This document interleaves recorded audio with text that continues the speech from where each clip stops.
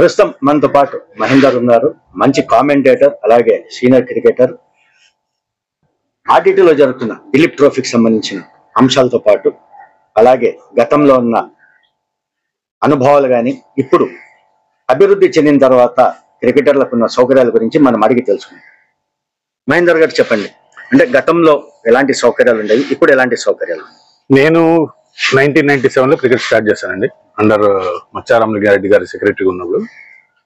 ఇప్పుడు ఒక coin kit రెండు వైపులా ఎలా ఉంటాయి బొమ్మ బోర్స్ అనేది, క్రికెట్ కూడా ఇప్పుడు బిఫోర్ అండ్ ఆఫ్టర్ క్యాల్కులేట్ చేస్తే అప్పుడు అనేది చాలా డిఫరెంట్. అంటే నెట్స్ మనమే టైప్ చేసుకోవాలి, మ్యాట్ మనమే వేసుకొని బాల్స్ కూడా కాంట్రిబ్యూట్ చేసుకుని ఆడే సిచ్యువేషన్ అప్పుడు.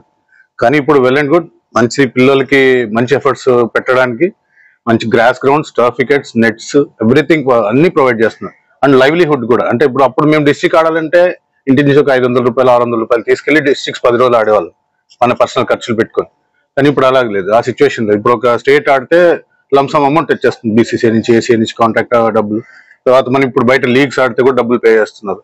సో పిల్లలకి మంచి అవకాశాలు అని చెప్పుకోవచ్చు. ఇప్పుడు అంటే ఇప్పుడు ఒక కామెంటేటర్ గా అనంతపురం జిల్లా నుంచి కొంతమందికి ఉత్సాహం ఉన్న, కామెంటరీ చేయాలనే ఉత్సాహం ఉన్నా కూడా ముందుకు రాలేకపోతున్నారు. దానికి మీరేమంటారు? దానికంటే ఒక ప్రాపర్ ఛానల్ వెతుక్కోవాలి. ఫస్ట్ ఆఫ్ ఆల్ వీళ్ళు ఇంట్రెస్ట్ ఉన్నప్పుడు సర్టన్ ప్రాసెస్ తో ఎవరిని కలవాలి, ఏ ఛానల్స్ ని మనం అప్రోచ్ అయితే మనకి ఎంత డెవలప్మెంట్ ఉంది. ప్రస్తుతానికంటే చిన్న ఛానల్ తో స్టార్ట్ అయినా కూడా మనం నెక్స్ట్ లెవెల్కి వెళ్తా ఉండొచ్చు. ఇప్పుడు ఎందుకంటే స్టార్ క్రికెట్ తెలుగునే లెక్కేసుకుంటే కూడా కళ్యాణ్ కృష్ణ గారు కానీ, ఎంఎస్కే గారు కానీ, వేణుగోపాల్, వీళ్ళందరూ ఇప్పుడు దాని మీద ట్రూ ప్యాత్ గా వెళ్ళిపోతున్నారు. ఫుల్ ప్లెడ్జెడ్ గా వాళ్ళకి లైవ్లీహుడ్ కూడా అదే, మొత్తం క్రికెట్ మీద ఉన్న వాళ్ళు క్రికెట్ కామెంటరీ మీద డిపెండ్ అవుతున్నారు. మనలో కూడా టెంపో ఉంది, మనం దాంట్లో అప్రోచ్ అవ్వచ్చు. అంటే స్టెప్ బై స్టెప్ మనం ప్రొవైడ్ చేసుకుంటూ వెళ్ళాల్సి వస్తుంది. అంటే ఇప్పుడు మీరు ఆడేటప్పుడు గురించి చెప్పారు, ఇప్పుడు దిలీప్ ట్రోఫీ ఆర్టీటీలో నడుస్తుంది. ఇలాంటి టోర్నమెంట్ రావడం వల్ల యువ క్రికెటర్లకు ఎలాంటి స్ఫూర్తి ఉంటుంది?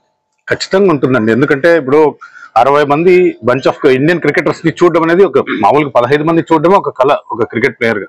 అలాంటి 60 మంది ఇండియన్ రిప్రజెంటేటివ్ ప్లేయర్స్ వచ్చి ఆడుతున్నప్పుడు వాళ్ళే ఉండే మైనస్ని అధిగమిస్తూ పాజిటివ్ థింగ్స్, ప్లేయర్స్ ఎలా బిహేవ్ చేస్తున్నారు, బాడీ లాంగ్వేజ్ ఎలాగుంటుంది, యాటిట్యూడ్ ఎలాగుంది, వాడి టెక్నిక్ ఎలాగుంది, ఇవన్నీ కూడా ఒక 4 డే మ్యాచ్ అంటే వాడికి 400 పాయింట్స్ నేర్చుకోగలిగినంత వర్త్ వాడికి కనిపిస్తుంది ఇలాంటి మ్యాచ్.